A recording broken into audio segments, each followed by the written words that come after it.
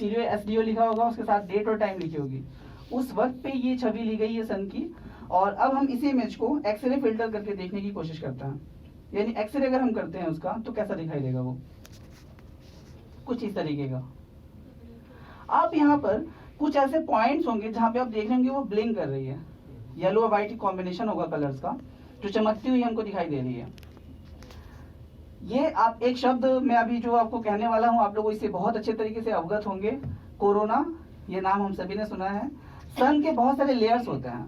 सबसे ऊपर का जो अपर मोस्ट लेयर है उसे ही हम कोरोना कहते हैं, और इसके अंदर फिर फोटोस्फीयर, फिर क्रोमोस्फीयर भी पाई जाती है, वो अलग अलग लेयर्स में होते हैं। और अगर हम टेम्परेचर की बात करते हैं, यानी तापमान की, सन के केंद्र पे जो अनुमानतः एक अनुमान लगाया गया है कि हाँ इतना तापमान हो सकता है, लगभग 1.2 करोड़ डिग्री सेल्सियस का, 1.2 crore degree Celsius, which is unimaginable. हम अंदाजा नहीं लगा सकते ये कितना गर्म होगा, लेकिन ये जस्ट एक अनुमान है।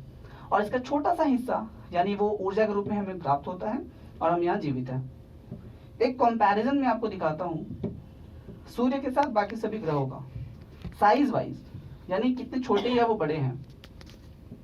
अगर हम इस पूरे ग्लोब सिस्टम को सन मान लेते हैं तो उसके सामने देखिए जो हमारे 8 ग्रह हैं, सामने के जो 4 छोटे छोटे बिंदु आपको दिख रहे होंगे वो 4 ग्रह हैं, जिसे हम मर्क्यूरी, वीनस, अर्थ और मार्स के नाम से जानते हैं। और बाकी के जो 4 बड़े हैं वो हैं Jupiter, Saturn, Uranus and Neptune. आप देख सकते हैं अर्थ हमारा जो सामने से तीसरा छोटा ग्रह है, एकदम छोटा सा है, वो कितना छोटा है सन के कंपैरिजन में। किताबों में तो हम देखते हैं, लेकिन ये कंपैरिजन आई थिंक मुझे लगता है ज्यादा क्लियर होगा आपके लिए। आप समझ पाएंगे कि हाँ सन इतना बड़ा है, उसके रेस्पेक्ट में ये ग्रह इतनी छोटी या बड़ी है। मैं कुछ ग्रहों से आपको मिलाना चाहता हूँ। ये है मर्क्यूरी यानी बुध। आप लोगों ने बुध का नाम बहुत अच्छे से सुना होगा। सूर्य के सबसे नजदीक का ये ग्रह है। बहुत जरा आप इसके बारे में आपने तथ्य ये सुना होगा कि ये सूर्य के सबसे करीब है, तो अंदाजा यही लगाया जाता है कि सबसे गर्म भी यही होना चाहिए, लेकिन ऐसा है नहीं। सबसे गर्म ग्रह ये नहीं है, क्योंकि इसका खुद का कोई एटमॉस्फेयर नहीं है, वायुमंडल नहीं है। ये हीट को पकड़ के यानी रिटेन करके नहीं रख पाती। तो वो कौन सी ग्रह है जो सबसे गर्म है? Venus, the hottest and the brightest planet. ये है शुक्र यानी वीनस।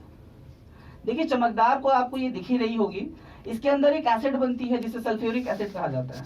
लाइट पड़ने के बाद रिफ्लेक्ट, रिफ्रैक्ट और स्कैटर बहुत अच्छे तरीके से होती है, जिसके कारण ये हमको बहुत चमकीला दिखाई देता है। और गर्म ये इसलिए है क्योंकि इसके अंदर एक बहुत अमाउंट में पाई जाती है गैस, जिसे हम कार्बन डाइऑक्साइड गैस कहते हैं, जिसे हम एक्सेलेशन के द्वारा बाहर भी निकालते हैं। वो यहाँ पे बहुत ज्यादा पाया जाता है, करीबन 91%, जिसके कारण ये सबसे गर्म हो गया है। ठीक है, चलिए अर्थ को हमने देखा था। अर्थ का ही हमारा एक नेचुरल सैटेलाइट है, जो हमारा उपग्रह है। मून, चंद्रमा। सबसे पहले मैं आप सभी से ये आग्रह करूंगा कि आप अच्छे तरीके से मून को देखें, क्योंकि हमने पूरा मून कभी नहीं देखा है।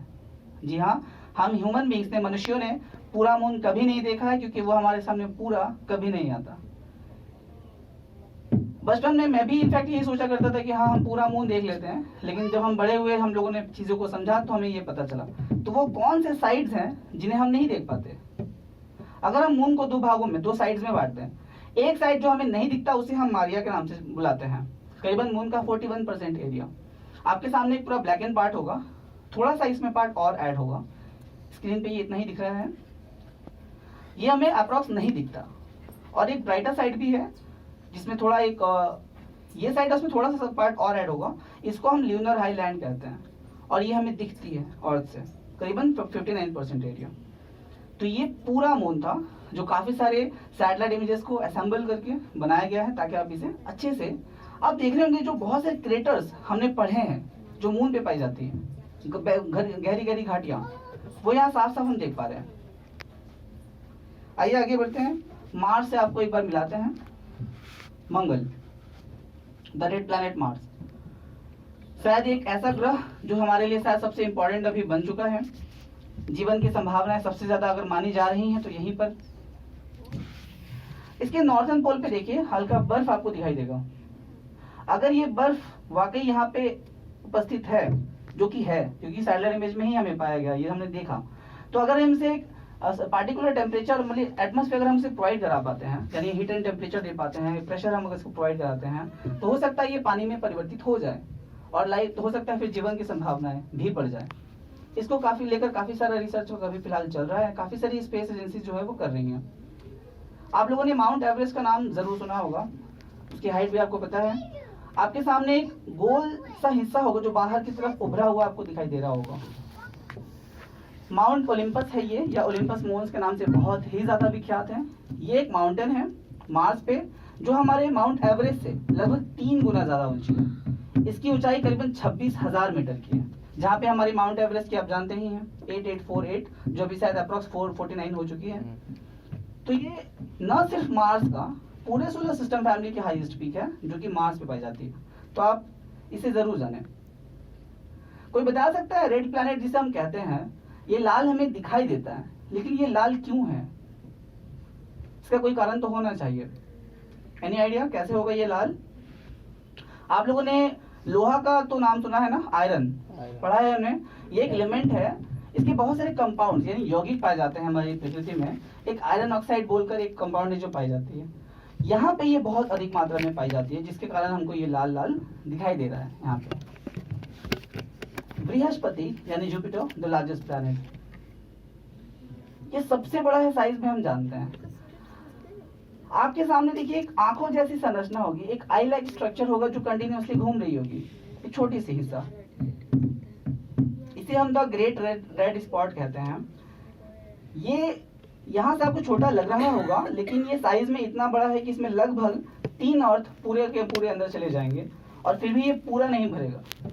तो आप अंदाजा लगाइए यहाँ पर कि अगर ये छोटा सा हिस्सा इतना बड़ा है तो पूरे बृहस्पति खुद कितनी बड़ी होगी। और एक तथ्य और है जो एकदम अपडेटेड मैं आपको बता देना चाहूंगा। पहले यानी कुछ 2 महीने पहले तक जुपिटर एक ऐसा प्लैनेट था जिसके नेचुरल सैटेलाइट सबसे ज्यादा थे, यानी उपग्रहों की संख्या सबसे ज्यादा थी। लेकिन अभी जुपिटर वो ग्रह नहीं रहा, अभी सैटर्न है जिसके उपग्रह सबसे ज्यादा हैं। दिस वन इज सैटर्न, लेकिन इसके रिंग आपको यहाँ नहीं दिखाई देंगे क्योंकि ये प्रोजेक्शन 2 डायमेंशन में है। इसका जो कलर है, इसके अंदर मीथेन, सैटर्न के अंदर यानी शनि ग्रह के अंदर मीथेन एक ऐसी गैस है जो आप लोगों ने जाना होगा, सुना होगा इसके बारे में, वो मात्रा में कुछ मात्रा में यहाँ पाई जाती है, जिसके कारण आपको इसकी कलर्स ऐसी यहाँ दिखाई दे रही होगी। और हाँ, इसके उपग्रहों की संख्या फिलहाल 82 हो चुकी है और ये सबसे ज्यादा है जो इस ग्रह के हैं। और वही हमारे जुपिटर के फिलहाल 79 ही हैं। यूरेनस, जिसे हम अरुण के नाम से बुलाते हैं हिंदी में, बहुत ज्यादा दूर है। देखिए दूरी के कारण बहुत ज्यादा साफ छवियां किसी भी स्पेस एजेंसी के बाद उपलब्ध नहीं है। हमें जो प्राप्त हुई है वो एक संस्थान है, अमेरिकन ऑर्गेनाइजेशन है नोआ, national oceanic and atmospheric administration, उनके द्वारा ये हमें सभी डेटा सेट्स चीजें प्राप्त हैं जो हम आप तक पहुंचा रहे हैं। दिस वन इज नेपच्यून यानी वरुण। एक ग्रह था जो अब ग्रह नहीं रहा, प्लूटो। एक छवि है मेरे पास जो मैं आपको दिखाना चाहूंगा। इसका एक साइड बहुत क्लियर है, एक साइड हेजी आ रहा होगा क्योंकि बहुत ज्यादा दूर होने के कारण बहुत साफ तस्वीरें नहीं है हमारे पास। लेकिन इसको हम हिंदी में यम कहते हैं और आप इस तरीके से याद रख सकते हैं। इसका जो कलर है वो चॉकलेट आइसक्रीम की तरह है, व्हाइट और ब्राउन का कॉम्बिनेशन है, तो आप इस तरीके से भी इसका नाम हिंदी में याद रख सकते हैं। तो ये कुछ ग्रह या ड्वार्फ प्लैनेट्स थी जो हमने एक झलक में देखी हैं। वापस चलते हैं अर्थ पे और अब मैं आपको कुछ अर्थ की चीजें दिखाना चाहूंगा।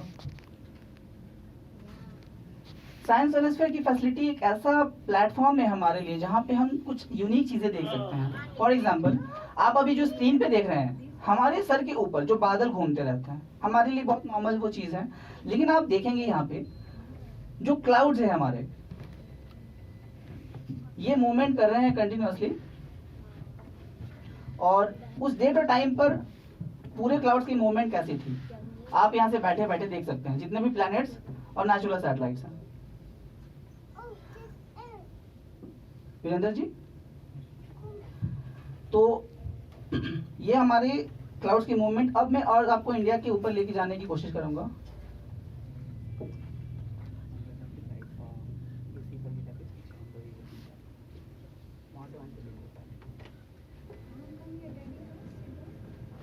फिलहाल अगर आप इंडिया को देखेंगे इंडिया के ऊपर क्लाउड्स की जो मूवमेंट है, अगर मैं थोड़ा पीछे ले जाऊं तो आप देख पाएंगे किस प्रकार ये मूवमेंट